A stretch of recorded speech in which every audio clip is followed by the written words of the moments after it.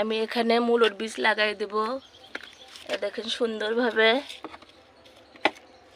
এরকম মাটি ঝুরঝুরে করে, যেহেতু আমরা এখানে আমার বেগুনের গাছ আছে, এই যে এই ক্যারেটে কিন্তু এর ভিতরে আমি কয়েকটা মূলোর শাক লাগাই দেব। ওই জন্য করে এর আগেও আমি বাগানে মূলোর শাক লাগাইছিলাম, কিন্তু বৃষ্টির কারণে পচে গেছে, নষ্ট হয়ে গেছে, ঠিকঠাক মতো হয়নি।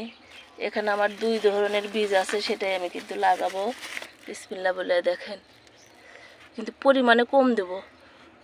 আগের বারে কিন্তু আমি খুব একটা বেশি দিয়ে ফেলে দিছিলাম, কিন্তু এখন খুব একটা বেশি দেব না।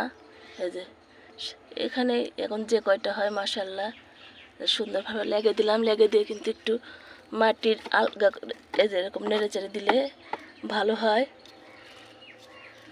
এই ক্যারেটের মধ্যে আমি লেগে দিলাম, যেহেতু একটু আমার ফাঁকা আছে, ওই জন্য করে ফাঁকা থাকলে লেগে দেওয়া যায়, যেহেতু বেগুনের চারা আমার। আর শীতের পরে দেখা যায় কিছুদিন পরে আমি বেগুনের গাছ দুটো রাখবো না। এই যে এগুলো কিন্তু আমি লাগাইনি, এই ক্যারেটে এমনি এমনি হয়েছে, সেখান থেকে আমি বেগুন খাই। আর সুন্দরভাবে কিন্তু উল্টো পাল্টা করে দিতে হবে।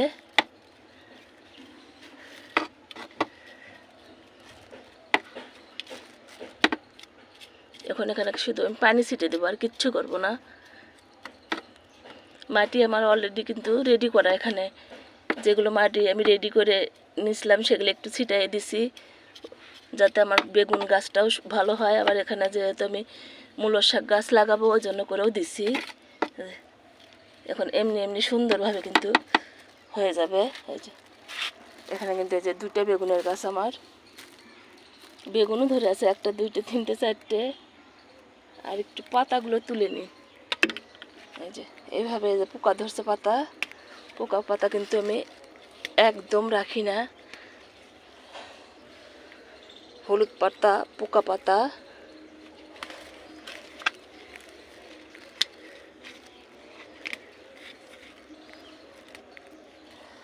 তুলে ফেলে দিলাম। আল্লাহ হাফেজ।